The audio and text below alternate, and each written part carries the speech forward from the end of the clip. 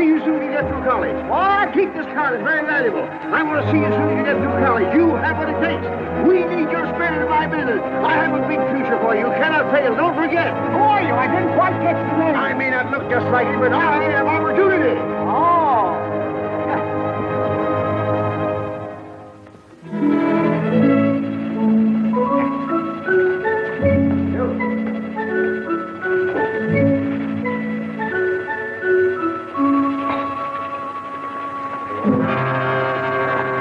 Why don't you look where you go? I beg your pardon. I'm very sorry. Well, I should say I do remember.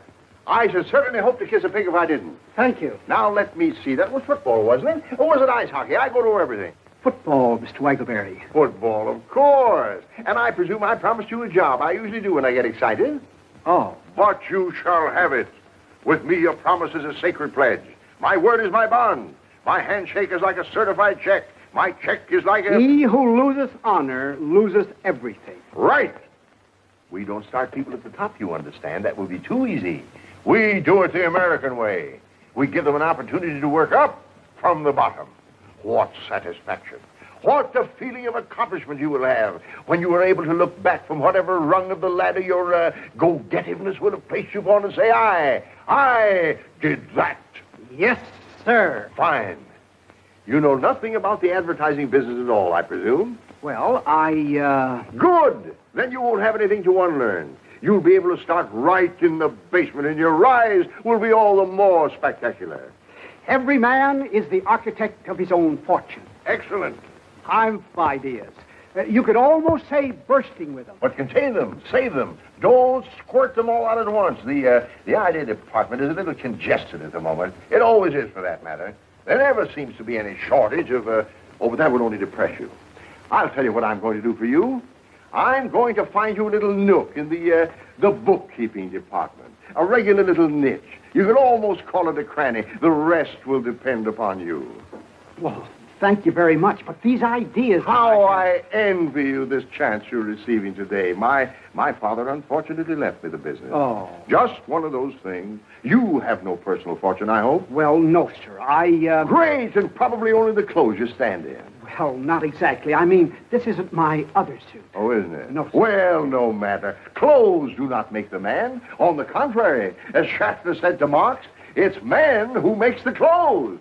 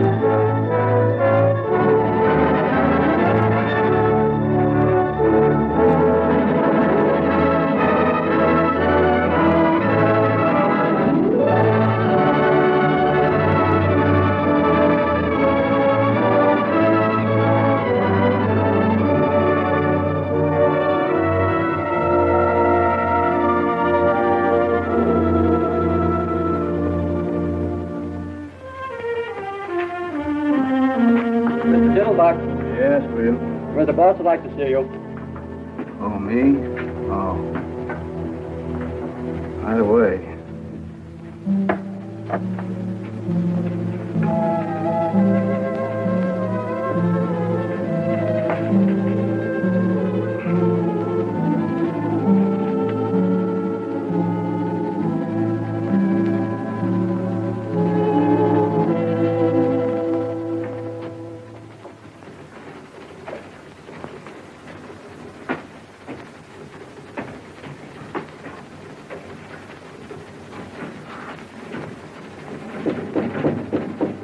Come in.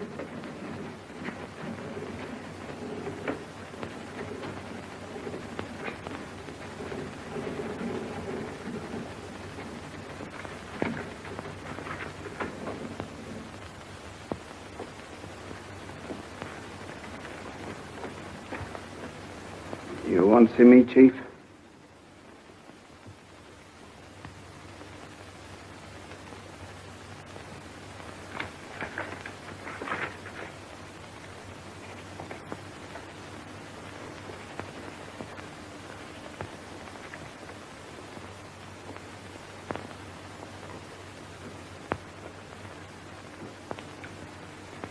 Yes, I'm sorry to say I do, Harold. Oh, How long have you been with us, Diddlebock? about 20 years, I guess. 22 years. Too long. Why, it seems like yesterday to me. I mean that I started here. Well, it was quite a few yesterdays ago. The earth has cooled considerably since you put on your first pair of sleeve protectors outside there. Yes, I guess it has. And so have you, Harold.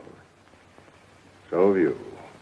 I don't know exactly what you're talking about. I may be a little older, but I'm quite sure that I had great hopes for you, Diddlebock. If ever I saw a promising type of American youth, full of zing, full of zest, full of zowie, it was you. I remember that day I first saw you. The bases were full. The crowd was breathless.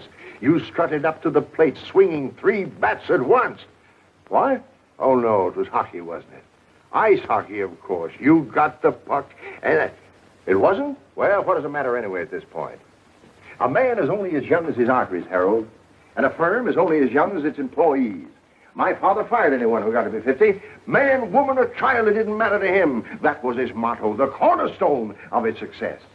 Personally, I found the method harsh. I do not subscribe to it. With me, a man is as young as his ideas. Yes, sir. I even participated in, or at least closed my eyes to, a small deception some of the older employees practice when, because my father was extremely nearsighted, they dyed their hair and returned to work for us as their own sons. Blessed. Of course they are. Unfortunately for you, Harold, my own eyes are excellent. You have not only ceased to go forward, you have gone backward. You have not only stopped progressing, you have stopped thinking.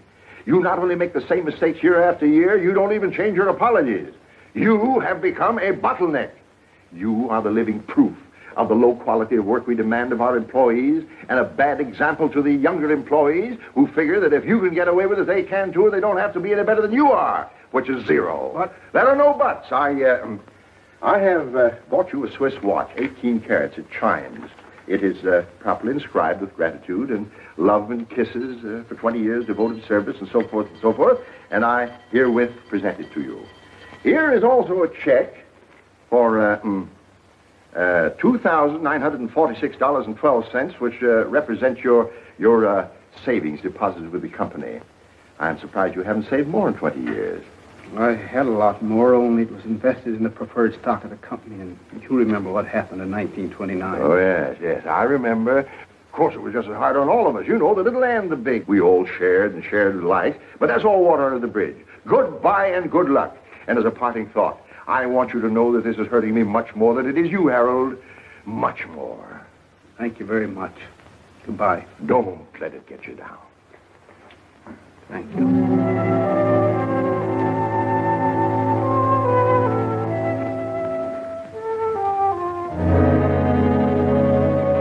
Football. Huh? It was football I used to play.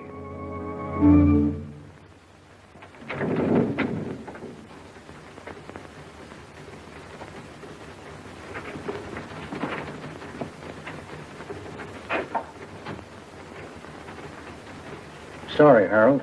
Thanks. Like that in cash, please. What's the matter? Don't you trust us anymore? Once bitten, twice shy. I'll have to get it out of the safe. I'll bring it over to your desk. Thank you, Charlie. You better buy a wig. Huh? Why? You'll find out.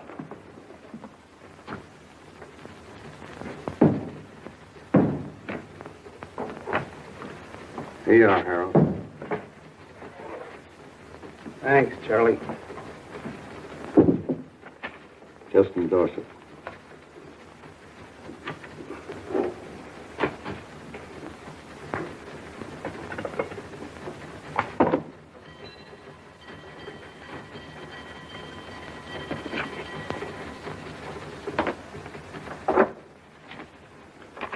Thanks, Harold. So long, Charlie.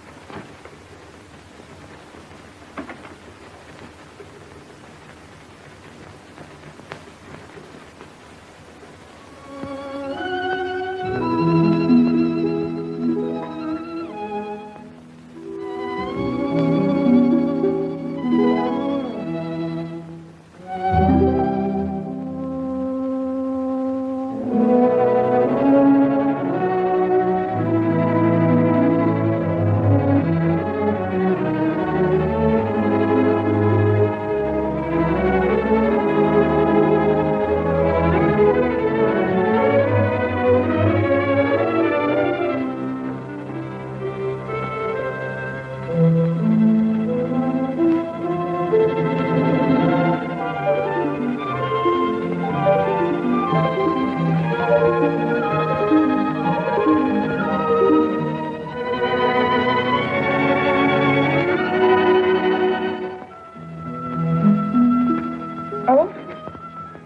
Might I speak to you a moment, Miss Otis? Certainly, Mr. Diddlebock. You mean privately?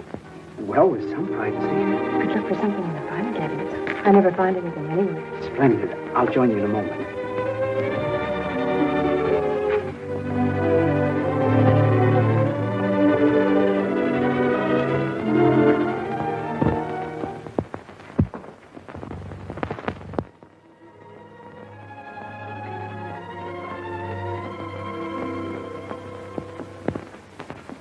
Miss Otis, Yes, Mr. Diddlebock. Miss Otis, when your eldest sister Hortense came to work here some 17 or 18 years ago, I fell in love with her. She was a lovely girl. Yes, I know. I mean that you fell in love with her. She told me. Oh, she swept me off my feet. My circumstances at that time did not permit even the contemplation of marriage. I know, she told me. When she very wisely stopped waiting for me and married the gentleman whose life she has since illuminated, I felt that my own life was ended, that I would never love again, that the sunshine had withdrawn permanently behind the clouds. I know. Well, I was mistaken. Of course. Because when your next eldest sister Irma came to work here, I fell even more deeply in love with her than I had with Hortense. I know, she told me. Hortense even got a little burned about it. Well, she needn't have, because when Irma in her turn got married and was replaced by your next eldest sister Harriet, I felt that everything that had gone before was merely an appetizer. I know. She told me, too. They were getting better and better. Your mother seemed to be making them nicer every year. Thank you. I haven't come to you yet. When Harriet ran away with that headstone salesman, I was inconsolable. None of us felt very good about it. I was going to propose the very next day. She didn't know that. I had the ring in my pocket. I just made the last payment on it, the one I'd started for Hortense. It came so close. I never felt so defeated in my life. I never thought I'd smile again. Till you met Margie. That's right. She was even better than the others. Mother had more practice. Practice makes perfect. By then, of course, I'd been wiped out in the market. Oh, was that it? She never knew. That's right. I started to get on my feet again when your sister Claire came to work. Why didn't you ask her? Didn't you like her? Like her? I worshipped her. Only that irresponsible lout, that loafer who married my sister, chose that very moment to kick the bucket to pass on without leaving even a dime's worth of insurance. So I found myself with a ready-made family. Poor Mr. Diddlebock. I suppose you were in love with Rosemary, too, when she was here. Naturally. Of course, I was so in the habit of being in love with your mother's daughters, but then that it would be impossible for me to even see one without... Without what, Mr. Diddlebock? I presume you know I've adored you since the first morning you punched your first time card. You knew it, didn't you? Well, I suspected it. My sisters had warned me. Of course. Imagine being exposed to 7 Miss Americas and muffing the whole 7 of them. Poor Mr. Diddlebock. I'm leaving here today. Oh, no, Mr. Diddlebock. That's what I really wanted to tell you. I don't know where I'm going, and I very probably won't see you again. So, I want you to take this. It's all paid for. Someday, when you meet some young man who's really worthy of you and who has everything but the engagement ring, you can take that excuse away from him anyway, and... well...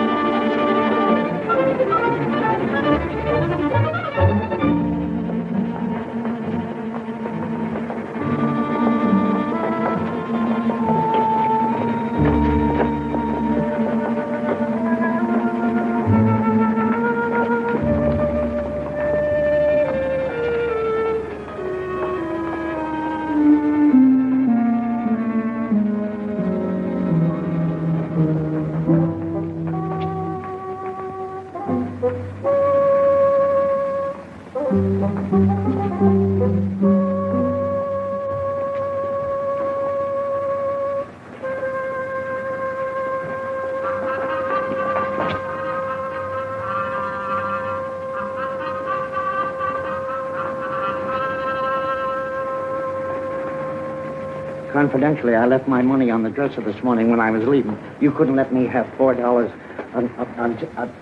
I say, you couldn't let me have You couldn't let me have $4 till Wednesday. That's my lucky day. There's a nag called Footsure running at Belmont, and you don't have to go if you can't spare it. I just said if you happen to have $4 you wasn't using until Footsure come in. A fool and his money are soon parted. Yeah, but think what beautiful memories he lays up.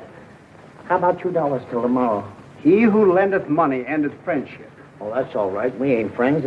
I never even seen you before. Well, that's a fine argument. How about a quarter for a racing form? This is day before yesterday. Oh, here, since you're so melancholy about yourself. Fish hooks? What? I say, maybe you caught your mitten some fish hooks. Holy Moses, Westerner, huh? Oh, here. What's the difference? Holy mackerel, you're a right guy. You stick to me, you'll be wearing rubies. No, I'm not. It's just that I've been saving it for 20 years and I'm getting tired of it. It's what you call an impulse. Like a man works all his life in a glass factory. Well, one day he feels like picking up a hammer. You say you work in a glass factory? No, I didn't say that at all. Oh. It's just... Oh, well, you wouldn't understand. What you need is a drink. No, I never touch it. I never have. It runs in my family not to. The demon rum. I'll tell you what I'm going to do. Since you've been so generous and all with me... No, I tell you, I have never in my whole life... You're never too old to learn. You can't teach an old dog new tricks. Every dog is entitled to one bite. Let sleeping dogs lie. A barking dog never bites. He who sleepeth with dogs riseth with fleas. Now, wait a minute. How about a little wine for thy stomach's sake? That's from the good book. He who hesitates is lost. Lips that touch liquor shall never touch mine. Eat, drink, and be merry. The priest and the prophet have erred through strong drink. They are swallowed up of wine. They are out of the way through strong drink. They err in vision. They stumble in judgment. Isaiah 28. You got me. What kind of a drink would you suggest? Nothing too strong, of course. How deep is your trouble, brother? How did you know I was in trouble? Well, I've been around quite a lot of it. I hear you. Did you ever hear of a Texas tornado? Not till this moment. Oh, you'll be surprised and amazed. Right this way. What? Come on. Wait a minute. Oh, come on. I shouldn't be going Sure. down in there. I mean, Sure. oh, Come on.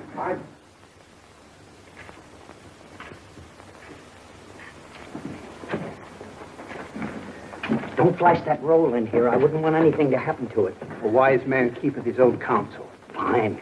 Come on.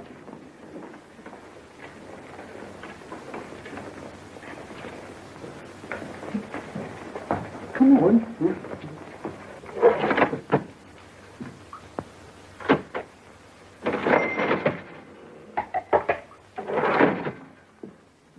Good morning, gents. Good morning, Wormy. What's your pleasure? Jake, I want you to meet my friend, Mr. He staked me to a bankroll. Oh, fooling. He must be new around here. This calls for a little celebration, Mr. Diddlebock. Harold Diddlebock. Diddle what? Diddlebock. Buck is in beer. Oh, I thought you said Diddlebuck. Is it buckwheat cake? No, I didn't.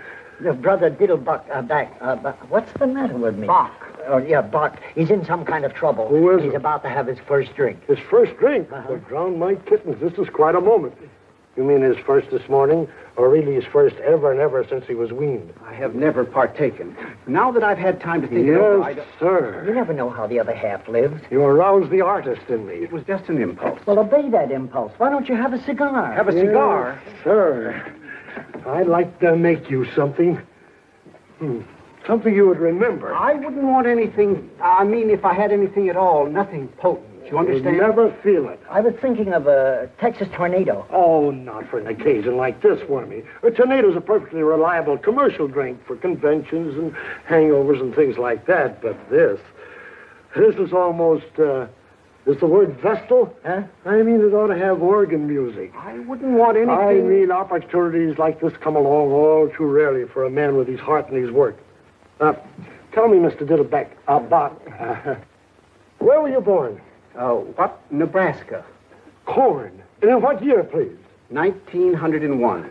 Fine, fine. They distilled some very palatable stuff in 1901. Let me see.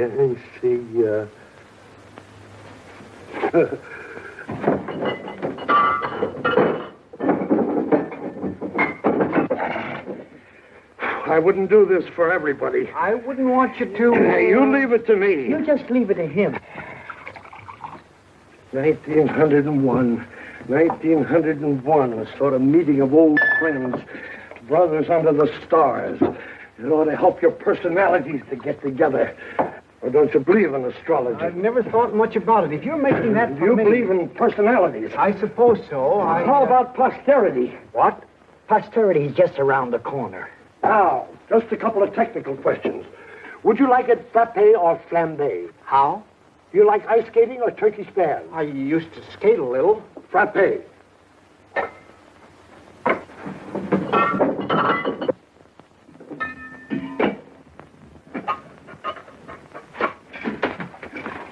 Frappe.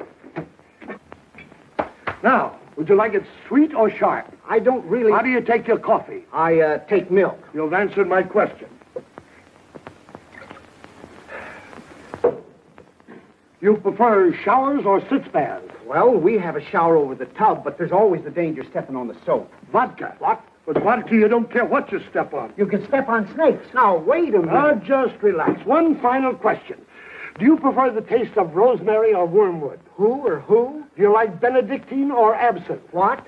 What kind of toothpaste do you use? Sozadone. I got you. If that's for me, you just leave it to him. What a scientist. Ain't that pretty? I wouldn't want anything to, They call him the professor. You just leave it to him. Oh, boy. Gentlemen, the Diddlebock. Ain't he wonderful? A genuine genius. That's certainly very kind of you. Don't mention it. And if you don't mind, I'll sample a mouthful with you. Well, I certainly hope you will after mixing up this much. The artist does not weigh his clay. Your very good health, Mr. Diddlebock. Here's to you, Mr. Diddlebock.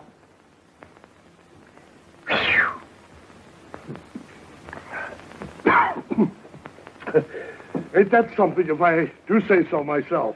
That's certainly very kind of you. I'm only sorry that you made so much of it. Certainly the last thing I ever expected was to have an alcoholic refreshment named after me. Very attractive aroma.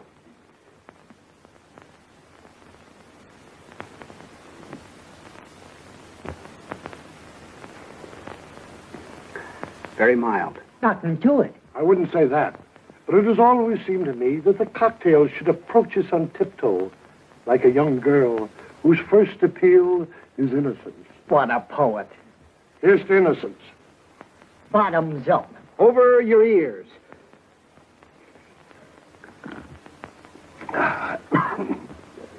Doggone if he didn't inhale that like an expert. Welcome to the Brotherhood. Is that all there is to it? You are now a member in full standing. That's very, very pleasant. Just a little dividend. Just a drop. You'd never guess that you'd make so many different flavors in it. Like a poem. I suppose there is some alcohol in this. I will not deceive you. There is. You'd never know it. That's where the skill comes in. What a scientist. There ain't hardly another mixer in town could do you a thing like that. Oh, boy.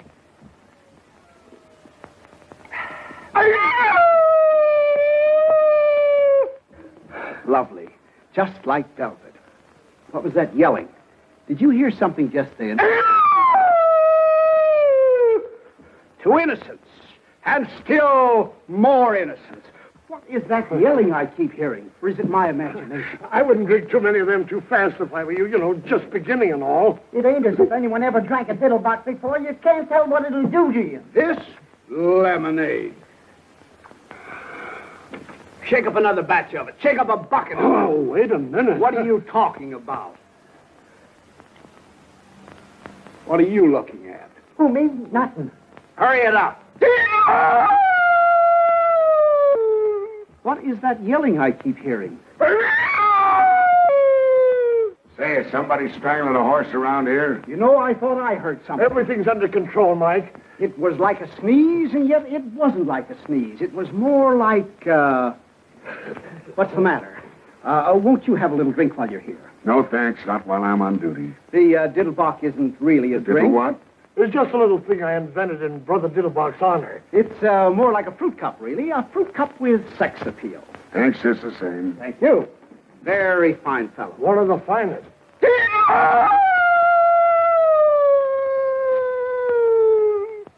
There it is again. I could have sworn I heard something. I suppose I didn't hear nothing that time. I'm very glad you noticed it, because I did too. Yeah, don't tell me. I've been telling these boys about it, but they're not sure. To me, it sounded like a cross between a Mongolian lynx and a wounded moose. Have you ever hunted the Mongolian lynx? I have not. How about a wounded moose? Likewise. You're probably better off. Why don't you give the gentleman a drink instead of letting him stand there with his tongue hanging out? Look, before your tongue starts hanging out, you better lay off a couple of them diddle pots. A fine thing at 11 o'clock in the morning. Who's he talking to? You? Now, wait a minute. Everything... Just a moment, officer. My friend may be small, but I want you to know that he's got a heart of gold, and I won't hear one word against him, you understand? When I was in the depths of desperation, the dregs of despair, who befriended me? Not E.J. Waggleberry and Company, not the fellow employees besides whom I toiled for 22 years and whose sorrows I shared, as who wouldn't, not the Metropolitan Police Force whose salaries I have paid and whose uniforms I have purchased to keep them warm in winter, cool in summer, and fresh at all times, but yon smolder befriended, when befriended matter nothing, you understand? You handle him. Ha! Wait a minute. I just saw it. So what? The fellow doing the yelling. He's hiding behind a post there. Probably an escaped lunatic.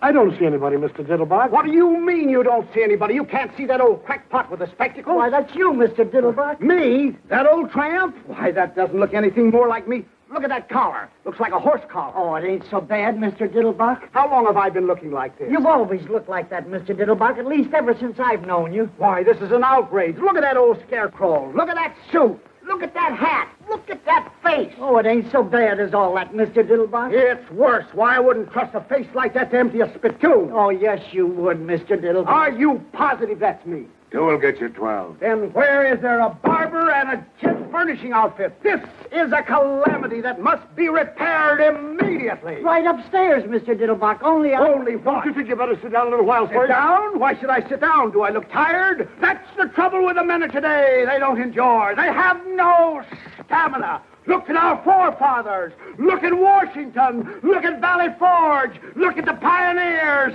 Then look at me. Hey, are you a barber? I'm looking for one. Yes, but excuse me. Is there a leopard loose in the building or something? Everything is under control. Men were men in those days. Here, buy yourself a new suit. You look terrible. They mined the earth and dug the rivers and tamed the wilderness and brought forth peaceful homesteads in the shadow of the eagle and the echo of the thundering herd. And in the final analysis, where are they? I ask you, and I reply, dead, my friends, deader than a boiled mackerel. I thank you. Are you all right? A barber and a tailor. A barber and a tailor. A barber and a tailor. And the world is mine. A barber and a tailor. You better remember what you put in that so it won't happen again. What's the matter with this? Should old acquaintance be forgot for the sake of old lang syne? Now, if you'll just slip into this, Mr. Diddlebark. That wouldn't be a little on the quiet side, would it? Yes, I think you're right. Hide not thy light under a bushel. You need a tent to hide that one. Well, then we'll try this little Glen awkward plan. Love. Murder. Well, now, Mr. Diddlebark indicated to me that he wanted something courageous. I made this for a dog act. I can hear it barking. Very clever. I bet they have to get up pretty early in the morning to catch you in bed. It's been tried. Oh.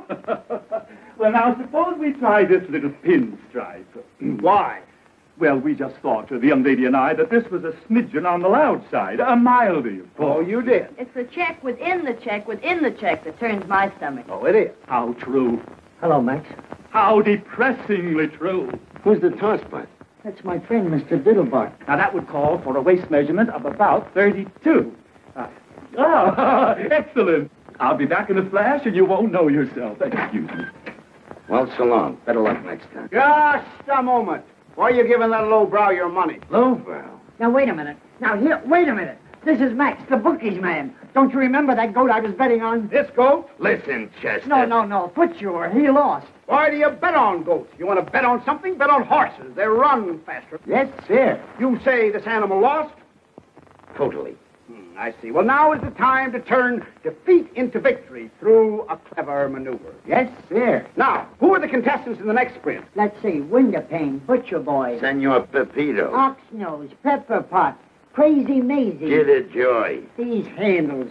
Pulpit Catapedal, and Emmeline. Emmeline? Did you say Emmeline? Yeah, Emmeline.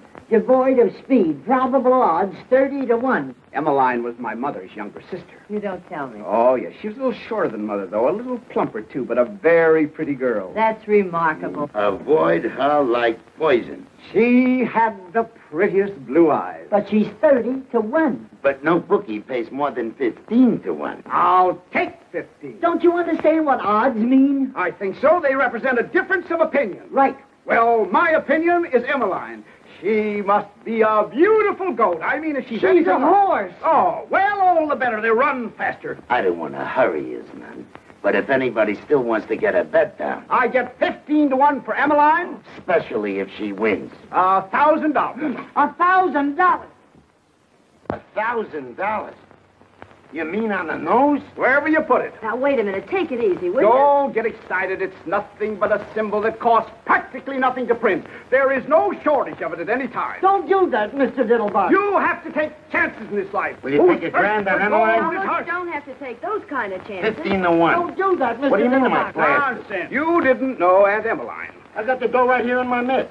Here, put it in my Are mitt. you sure? Nonsense. I wish you would The change. die is cast. Of course, it ain't any of my business, but you sure you don't want to think this over? Certainly not. When the iron is hot, strike. Look, a joke. Obey that impulse. Okay, it's your funeral. Okay. I tell you, I got it right here in my mitt. Can't you hear it? You made a bet. Maybe not the best bet in the world, but a bet. They're off. I can hear the short wave. Senor Pepito going to the front by a head. Windowpane second, Crazy Maisie third, Butcher Boy fourth, and the Popo Catapedal. Let me hear that. $1,000. Keep Let quiet. me hear that, will you, please? Around the chain, it's Pepito in front by 3/4 of a length. Windowpane a second by a head. Crazy Maisie's third by a head. At the quarter, it's Windowpane by a head. And here we are, Mr. Diddlebock. I just brought a few accessories in case. Pepito was second by half a length. Now, if you'll just slip into these, Mr. Diddlebock. Would you mind glancing the other way, dear? With pleasure. Oh, with your permission, Mr. Butcher Diddlebock. Boy got through on the inside and is going to the... Crazy Maisie fronted. She's swerving the Butcher Boy on the rail. Then... Like the skin on the feet. Thank you. All this noise. Possibly a Windowpane change is of straight shirt, Mr. Uh-huh. Diddlebock? This one. By all means. Now, if you just slip your coat off, Mr. Diddlebock. Windowpane got through on the outside, but Crazy Maisie ran wide and bit him. What? She's crazy. Now she's back at the rail in front by a length. Pepito was And second by there half a length. Butcher we Boy are. got through on the outside. Very nice. Coming up between horses. They're clearing for home. It's Crazy Maisie by a length. Pepito was second by half a length. And There. Butcher Boy is coming up. No. Butcher Boy is second No. by a length. Butcher Boy is second. Crazy Maisie ran No. wide again. No. What? Here comes Emmeline. They're coming up between... They're coming down the line. Head and head. It kills the suit. They kill each other. Here comes Emmeline. It's a driving finish. Their noses apart. They're going across the line. They're finished now, and it's Emmeline. By a neck, Butcher Boy is second by half a length, and Crazy Maisie is third in front of that. Is me. Emmeline. Emmeline wins. Hot dog.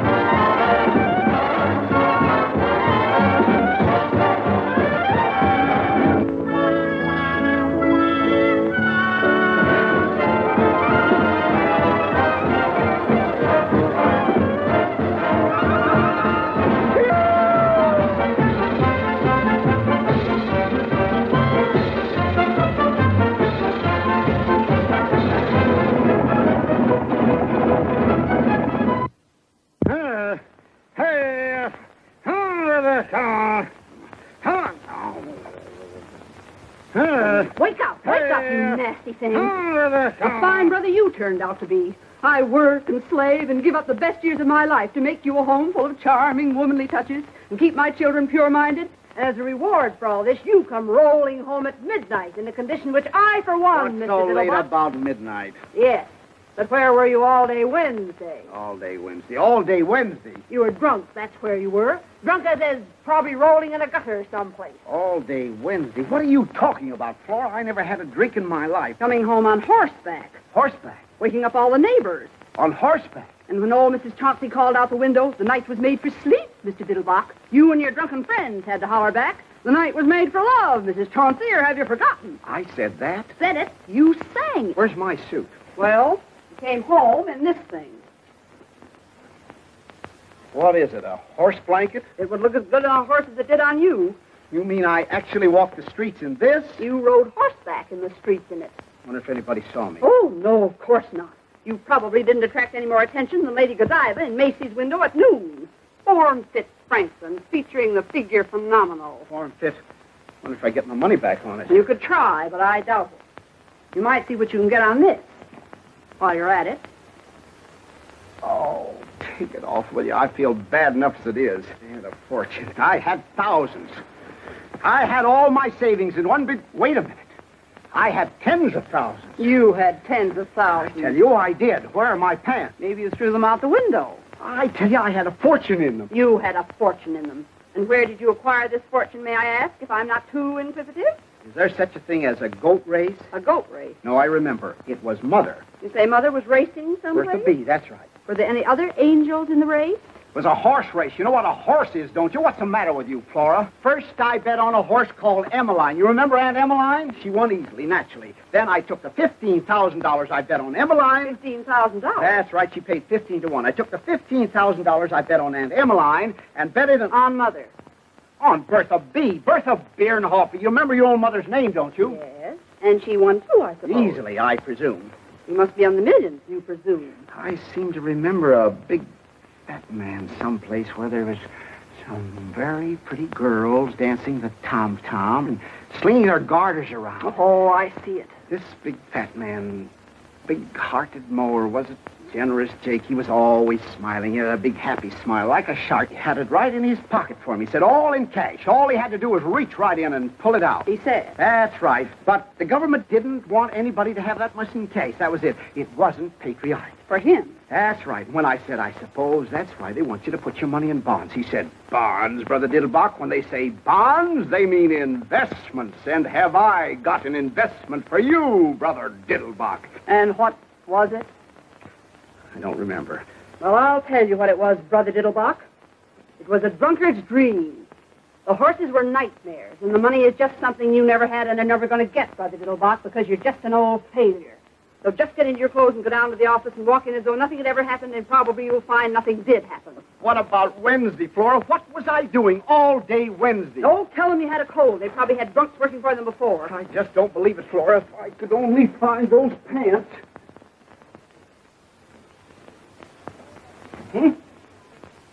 Oh, boy. Now you'll see whether it was a dream or not, whether I never made any money or never will.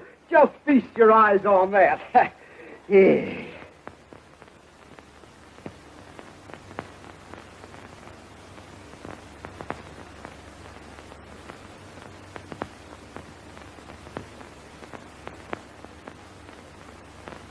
Well, that's certainly funny.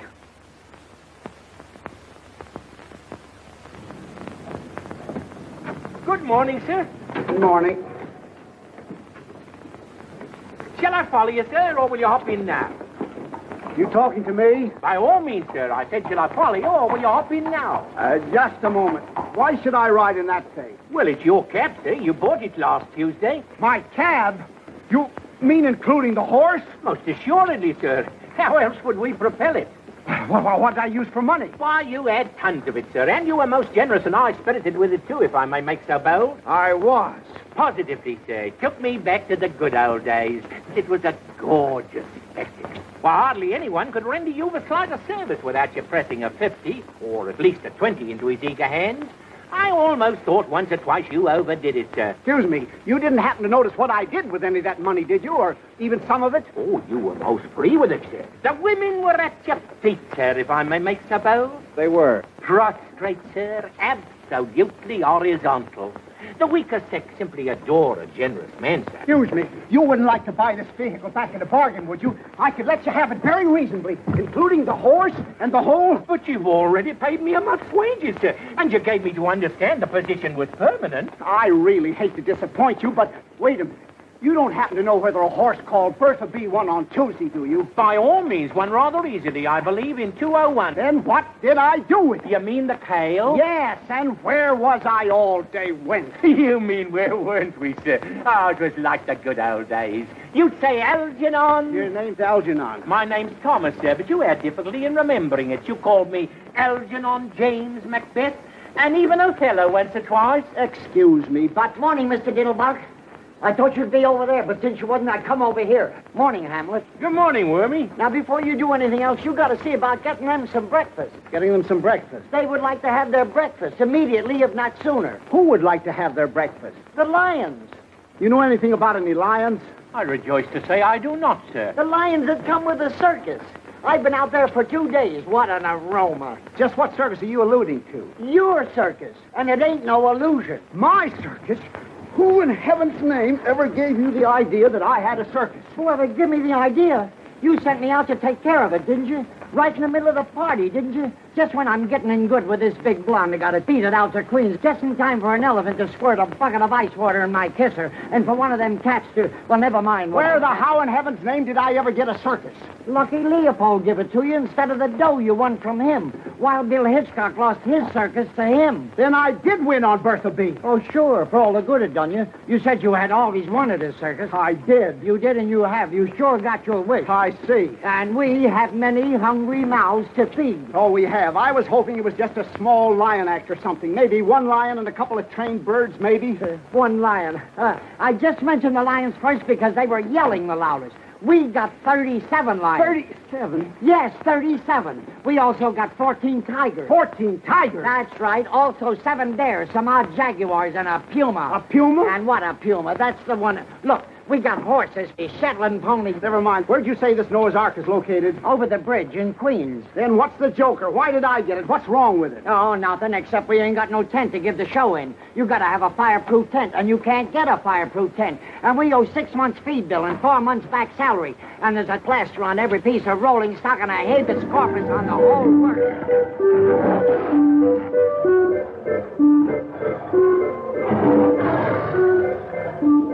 Now, how would you feel about repossessing your circus at a fraction of its original cost? I'd like to be 9,000 miles away from it, home in the arms of my mother. I see. I could make you an exceptionally attractive offer. You couldn't make me an attractive offer, not if you got down your bended knees and threw in a set of dishes. I see. You don't, but you will.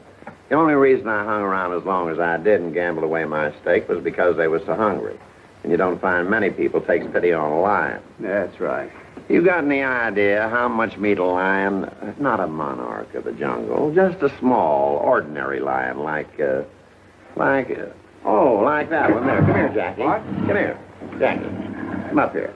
You got any idea how much a lion eats per day? I haven't the slightest idea. 21 pounds per day. Quite a pet. Yeah, like a kitten.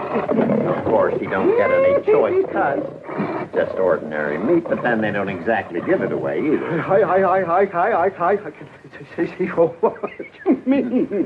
Now, you multiply 21 pounds per day by 37 lions, 14 tigers, and 9 jaguars. And a puma. And a puma. Then you multiply that by 30 days past September, April, May, and November. June.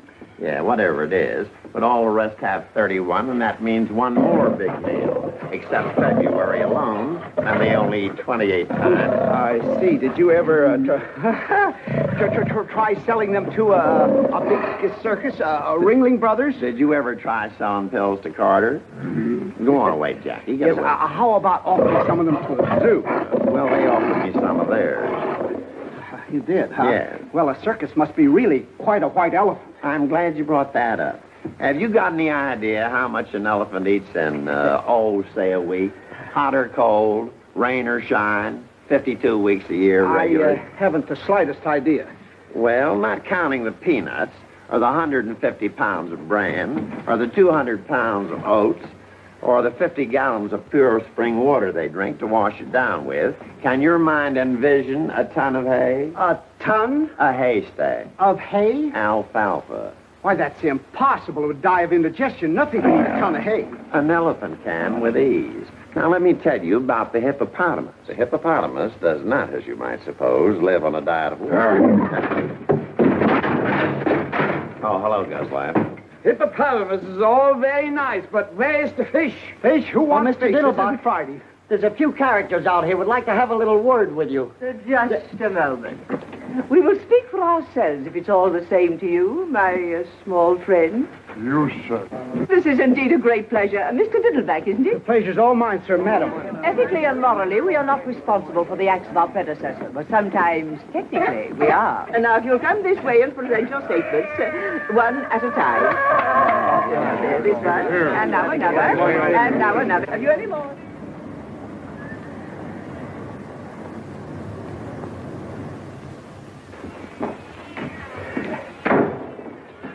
How do you do? What is your trouble, young man? I happen to have some very hungry cats, and I was just wondering if your organization could help me out a little, just temporarily. Most certainly. We're here for that purpose.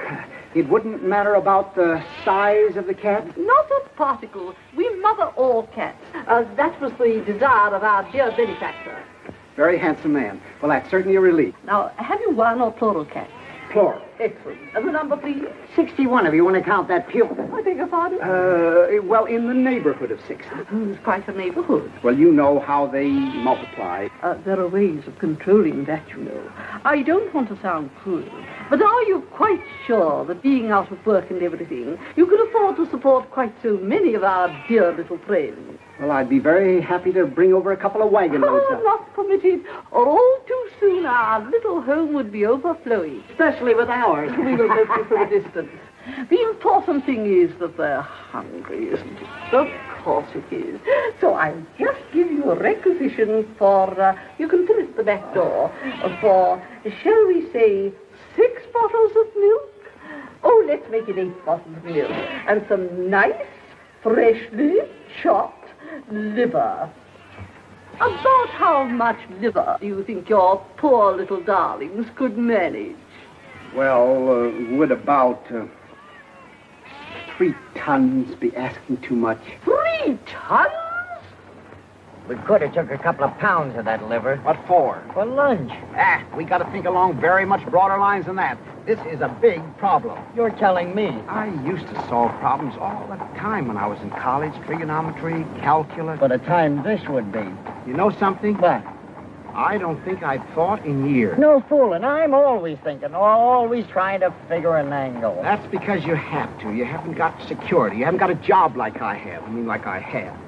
Where you have to get up at the same time every day, eat the same breakfast, go to the office on the same car, work on the same ledger all day, then go home the same way you came to the office, except backwards. Sure makes me dizzy to ride backwards. Doesn't take any thought to do all that, so you don't think anymore, like you stop taking exercise. I sure hate exercise. I was even in love with the same girl all my life, except in different bodies. Same with me. I gotta have change all the time. So long, Susie. Hello, Nellie. Hail and farewell. You know something else? What?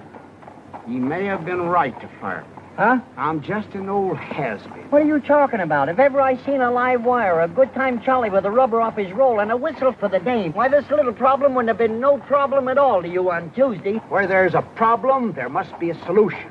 Where there's a mind, there must be thought. You follow me? Well, at a distance. Where there's a circus, there must be money. You said it. Now, where do you get money? Wall Street? Correct. And where in Wall Street? A bank? Correct again. And how do you get that money out of that bank? A hold-up? No. By using your head. Nothing is impossible if you use your head. You can go through granite walls with your head. I nearly done it one time. I tried out a horse. It was a very quick stop. Baraboo. Huh? Baraboo, Wisconsin. A banker from Baraboo, Wisconsin. Uh-huh. The winter headquarters of Ringling Brothers Circus. What's that got to do with it? What's that got to do with it? Any boy from Baraboo, Wisconsin naturally wanted to hang around the circus as much as they'd let him. All his spare time he was there. He'd carry water for the elephants. take me down to the public library. He chopped meat for the lions. He stuffed hay in the hippopotamus. Naturally, he wanted to run away with a circus. Every American boy does. I see. That's a very clever piece of deductive reasoning, Mr. Diddlebacker. A very brilliant hypothesis. Just plain buck. You are interested in circuses, aren't you, Mr. Sergeant? Deeply. Splendid. Why did you develop your interest in circuses, Mr. Diddlebacker? I dabble in circuses. You know, jump in, take a small profit, jump out. Ah, yes, it's that last part that's the hard part. Yes, I might have wished that you were a true lover of circuses. Because they won't lend you any money like they're supposed to. Everybody hates them. Don't you hate them? I never thought much about it. Now, let's see. Why would a banker want to buy a circus? Take off his income tax? I don't think they pay income tax. At least you never see their names up very high on the list. You're leaving us to pay it for him. I hate bankers. Could he be sorry for the animals? A banker? What we need is an argument. What we need is some meat. That'll come. Now, why would you buy a circus if you were a banker? I wouldn't. Even if you could afford it? I should say not. Why? Why, I would. I guess maybe that's why I bought one. I was always going to buy a circus when I got rich. You sure bought one? Keep it in the poorest part of town. Let all the kids in for nothing, all year round, just to see their faces. You'd get awful tired of that whiff. Wait a minute. You say everybody hates bankers? Naturally. There you are. Huh? Nothing to it. Where's there another bank? They're all banks. Then come on. What happened? We just sold a circus. Huh? James R. Smoking Company. James R. Morning, gentlemen. Morning. Is Mr. Smoking? We'd like to smoke him out. We'll go inside, Wormy. You got an appointment? We'll make an appointment. What do you want to see him about? An A circus. investment. Of what? What's it your business? Well, go ahead. I'm not stopping you. There are plenty of people inside for that. Want to try it? Big mug. Come on, Wormy. What? I hate bankers.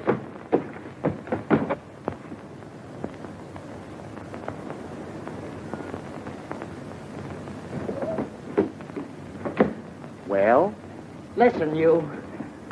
We didn't figure this out far enough. You got to figure these things out to the bitter end. What you'll do, then what they'll do. Then what you'll do after that, then what they'll do, then what you'll do after that. It's like, do you play chess? No. I don't either. Maybe if you wore the other suit and the big Kelly. What for, to frighten them? No.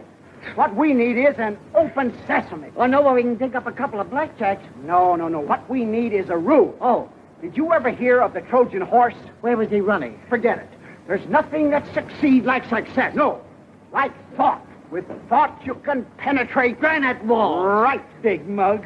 All we need, then, is a thought. But that goes all the way through. Right. That don't stop at the bitter end. Right. You and your little brother. Never mind that stuff. There's nothing to it. We'll be in jail by 3:30. Huh? Out again by 4:45. Huh? I've got it. Absolutely and beyond question, it cannot fail. What is it this time? We've just sold the circus, that's all. Again? Right, come on. Must you go? We'll be back. You'll find out, you big stiff. Right. Right. Since you have repeatedly failed to clean up this matter, despite numerous warnings from me, which I was in no way obligated to show, Which we were in no way obligated to show. we are reluctantly forced to inform you that we will have to take over your building. As of the...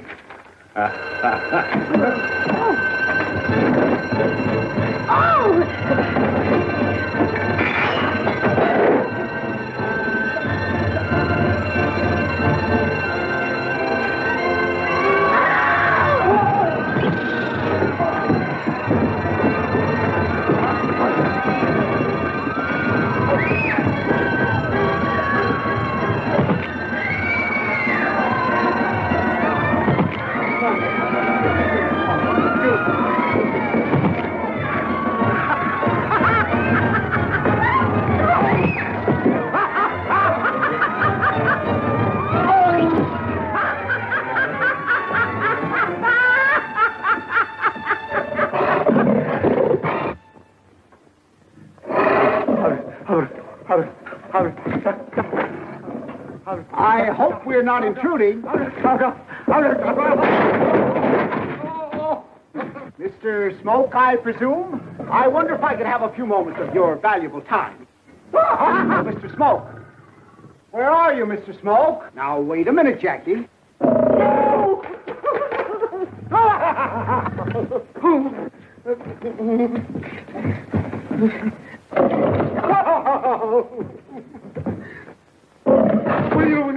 Will you take that blasted thing out of here? It wouldn't hurt a butterfly, Mr. Smoke. Butter wouldn't melt in his mouth.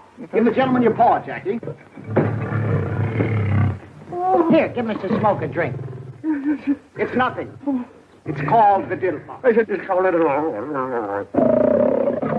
I have only a few moments before the police reserves arrive, so I will be extremely brief. As you know, Mr. Smoke, you are loathed by everyone. Why? Because you are a banker. Yeah. I am here to repopularize you overnight through the medium of the James R. Smoke year-round free circus for children. Adults, 55 cents. Remember that the richest man in the world spent millions to become popular. I will make you popular overnight and for nothing. Yes. There's only one circus in the world for sale. Why, Jackie? I have it. The James R. Smoke year-round free circus for children. Adults, 55 cents. The price is $30,000. I will leave you with that thought. My name is Diddlebock. You can locate me through the papers. Good day. Come on, Jackie. Come on, boy. Good day. Bock, as in beer. Diddle.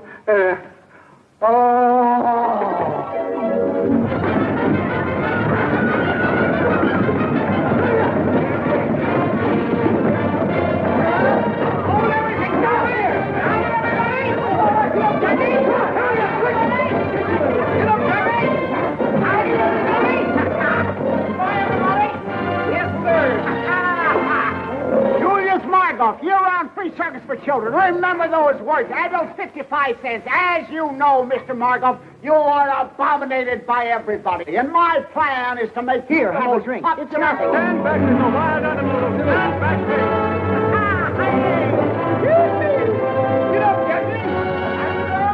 As you know, Mr. Blackstone, you are despised, reviled, and detested by all normal human beings. My plan is to undo this great wrong through the medium of the Jeremiah T. Blackstone year-round free circus for poor children. Adults, 55 cents. Drop that gun. Here, have a drink.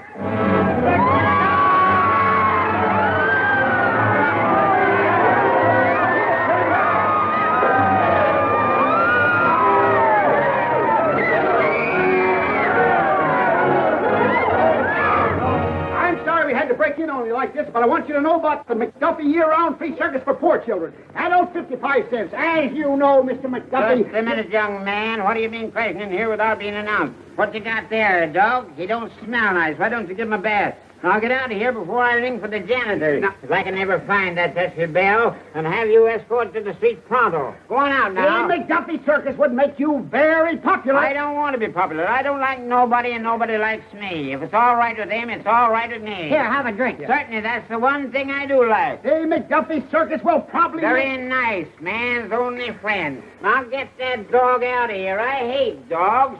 Shoe rover. Go on, get out. Get out. Now, where are you? Get out of here now. I can smell you, but I can't... No! No! Hey! Jackie! Look out for Jackie! Here, Jackie! Here, Jackie! Now look what you done! Here, Jackie! Here, Jackie! Here, Jackie! Look! Here, Jackie! Here, Jackie! No! What are you trying to do?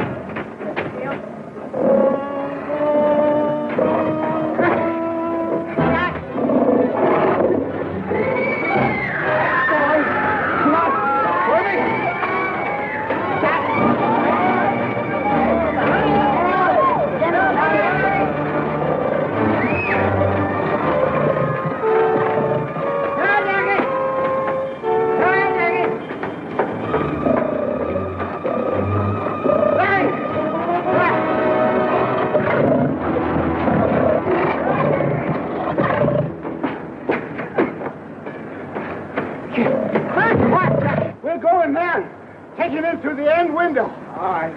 Stay back, boy. No! Stay back. It's locked. Try the other one. All right. No, Jackie. Show me this one. Try this one over here. Here. Keep right in there, boy. Quiet now. Stay right. It's locked, too. Huh? I'll try the other one. Right. Back there. Be quiet, boy. Ah! Mr. Diddlebock! No! Hand! Do something. Here, keep back, boy. Come over. Give me your hand now. Look out. Careful. Hey! No. Please, wait. Come up. Get a hold of my head. Look out! Look out! What are you doing? Hey! No. What's the matter with you? It's enough. Stay back there. Now I got my glasses. Oh, all right. I'll buy you another pair. They was only from the dime store, but it took me 3 weeks to pick them up. Where are you? Never mind. Look out! Here, no! Mr. Diddlebock. Please, Mr. Diddlebock. What are you trying to do? You don't take under 6 and careful now. Yeah. Ah! No, hang on. No, stay back there. Come on. I'll show you how to open them. Wait a minute. Don't frighten Jackie. He don't frighten that easy. This is one time I thought the thought all the way. Get back, Jackie. And I ain't going over that precipice again. That's... Hey! Stay there, Jackie, now. Now be quiet, Jackie. That's a nice old iron. Only be a second now.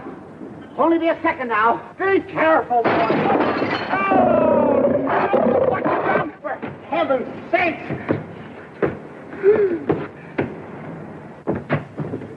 Be careful, Jackie.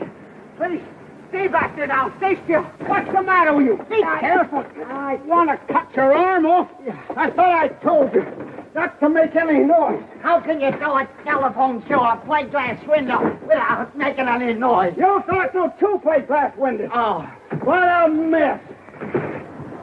Can you see him? There's a good old Jackie. There's a good boy.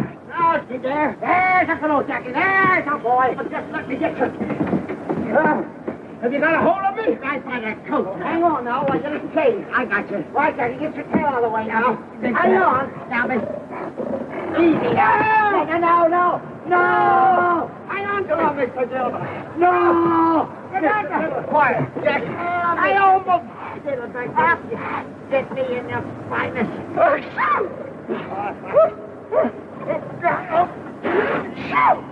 Jackie! Are you all right now? Just 1 minute. Now take it. Jackie, I can't. Clear the edge now. No. Mr. Diddlebock. Where are you?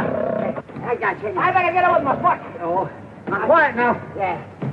Are you all right? No, just a minute. You got a hold of me? Yeah, I got you. Good. Now, hang on. I got it.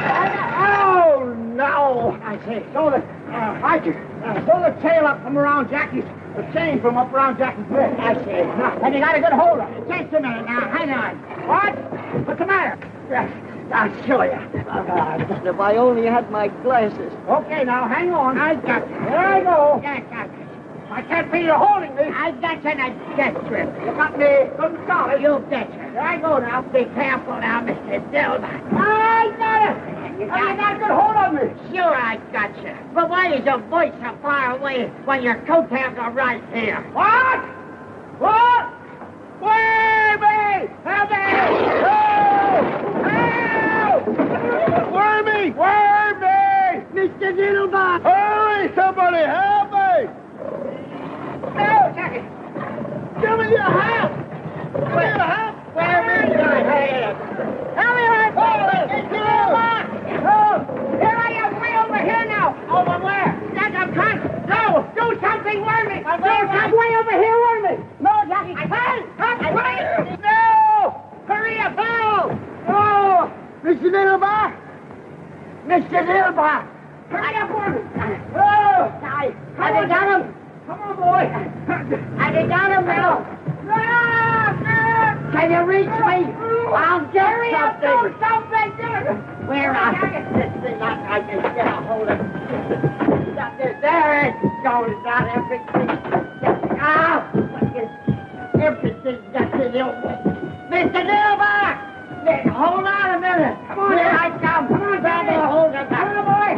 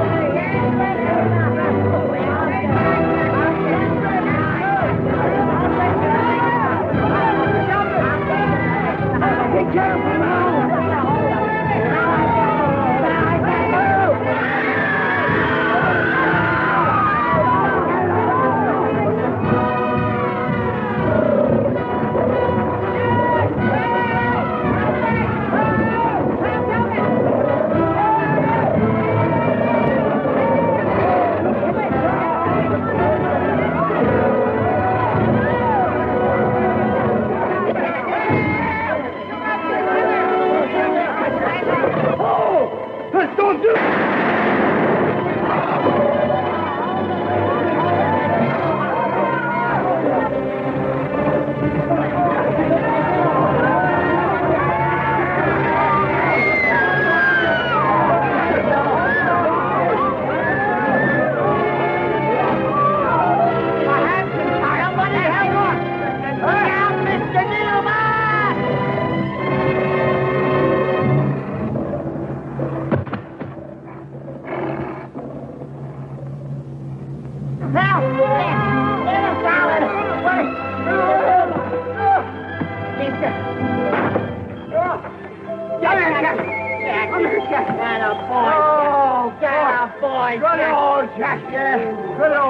Was this part of the plan? No, there was something added. Oh, boy, am I cracked up. Bananas. Oh, boy. Are you sure he's all right, Wormy? Are you all right? Are you all right? Good.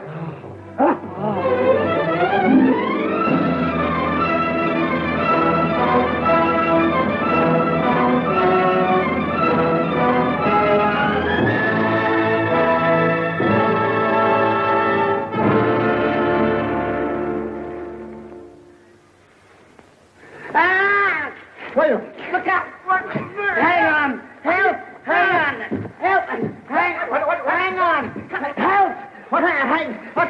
What's the matter with you? I'm sorry. I ain't never going to be the same again. Oh, boy, is this nice in here. Thought you didn't like jail. This is the first time I ever appreciated one. So cozy, so solid. Don't they build them nice? Well, we'll be out of it pretty soon. No hurry. We got to get over this, you know. That wasn't part of the plan at all. You're telling me.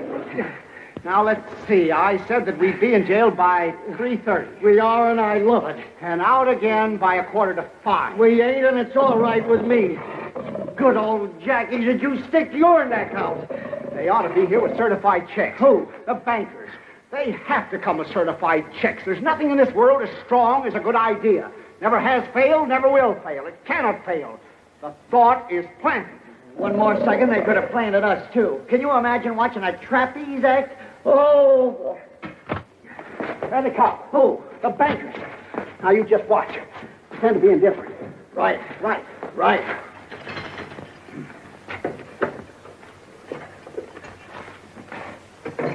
Young lady bailed out. A young lady?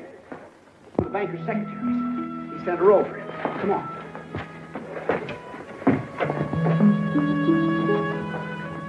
Hello, Mr. Diddlebock. I'm so sorry. You're in trouble. What's that? Why, Miss Otis? That's just Jackie. Don't pay any attention to him. You bailed me out? Well, naturally, Mr. Diddlebock. We just put our savings together. That's all. He can't get out, can he? Of course not. That's all savings are for anyway. Naturally, they weren't all mine. Hortense had the most, of course, being the others. Naturally. And when we heard you were in trouble, are you sure the strong... Of course they are. They keep murders in them. I can't thank you enough, my dear Miss Otis. I'm terribly touched, and as soon as I have a minute, I'll thank you for hours. But I'm not in the slightest trouble. This is all part of a plan, a foolproof plan. That cannot fail. That cannot fail. Oh, I thought you were in trouble. Far from it. Do I look as if I were in trouble? Now, you didn't have to see any bankers downstairs on your way up here, did you? No, I didn't, Mr. Diddlebock. Only a colored man. What was he doing? Mopping the floor, except the sergeant. They've had plenty of time to get here. At least one of them should have come to steal and march on the others. They must know where I am. The paper says exactly. The Battery Park Police Station. You didn't have any trouble finding me, did you? I didn't say the papers, Mr. Diddlebock. Your coachman came and got me.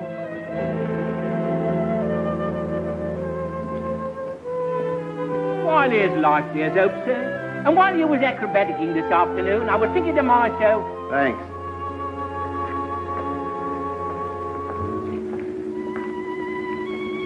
I'm awfully sorry, Mr. Diddlebock. I don't know exactly what you're disappointed about, but maybe you could get arrested some other time if that's what you're trying to do. Well, that's that. But I just can't understand it. Come on, Wormy. We'll take Miss Otis home anyway. It's about all we have to offer. And we'll come back and get Jackie in. I'd be glad to go back in jail, Miss Otis, if it would get you your savings back. Don't talk nonsense, Mr. Diddlebock. Don't be depressed. The day is always darkest. I know, just before the cyclone.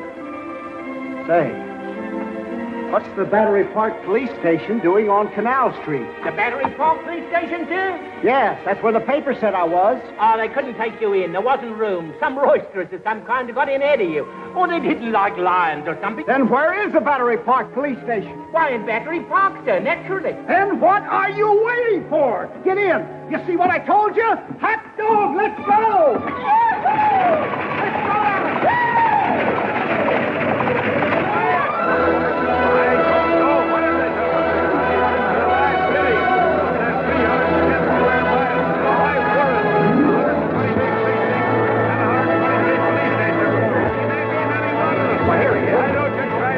Quiet! Did anybody see any bankers around here? I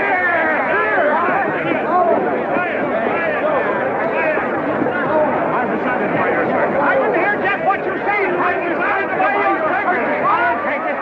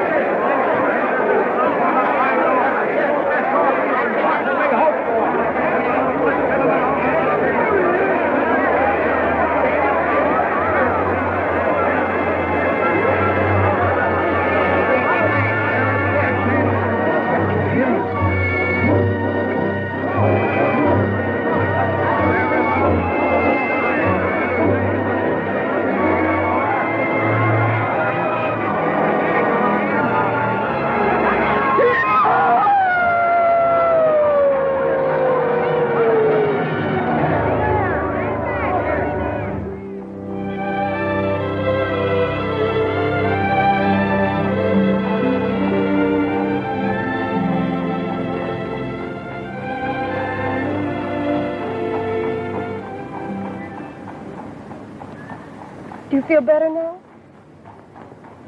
I thought a little air would do you good. It's very kind of you.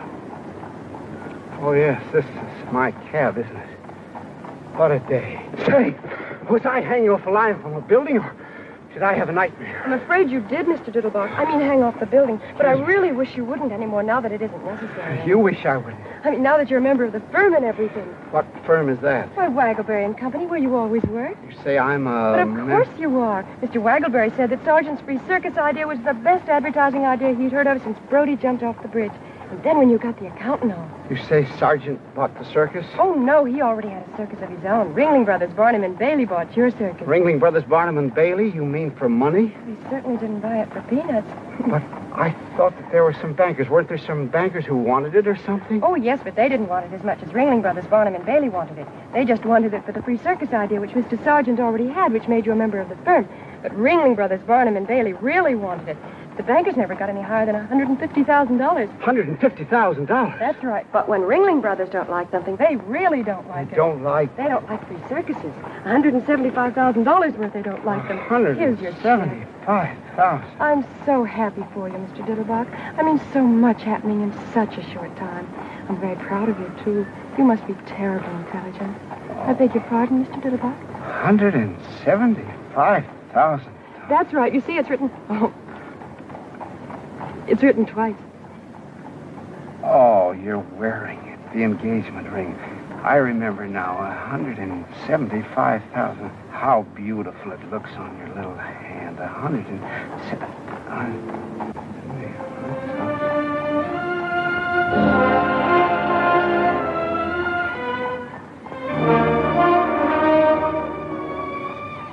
see.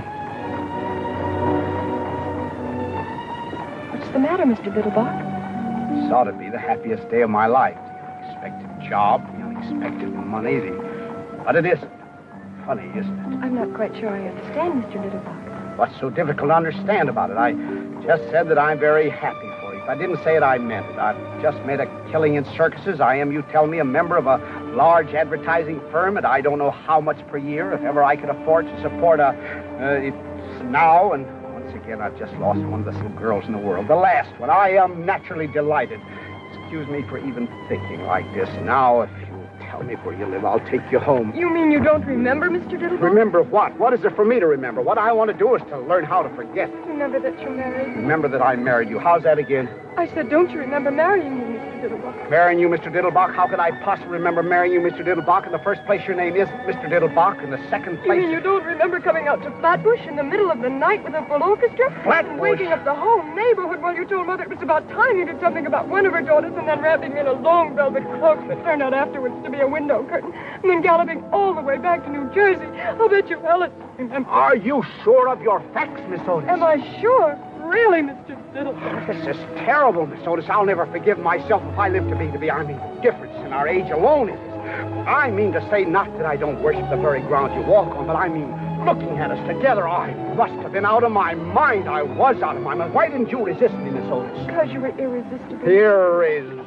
Irresistible, my grandmother's poodle. I mean to say, look at me. I'm looking at you, Mr. What do you see?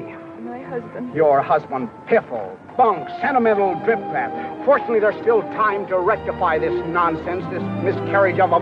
We'll have it annul for you. I don't think that would be practical, Mr. Diddlebock. All right. Then you can go to Reno or any place else that you like. At least I can afford it now. What do you mean it wouldn't be practical? I'll always be glad to look after you as generously and as well as I know how. Anything that I have is yours, Miss Otis. Everything I have is yours, Mr. Diddlebock. And I'll tell you something else, Mr. Diddlebock. I'm not going to Reno or any place else because you see, Mr. Diddlebock, it took you so long to make up your mind to join our family that now that we have you, we don't think we'd better ever let you go. But, my dear Miss... And I'll tell you something else, Mr. Diddlebock, that you also haven't bothered to ask me. I love you, Mr. Diddlebock. But, my dear Miss Otis, my dear child. Oh, my dear...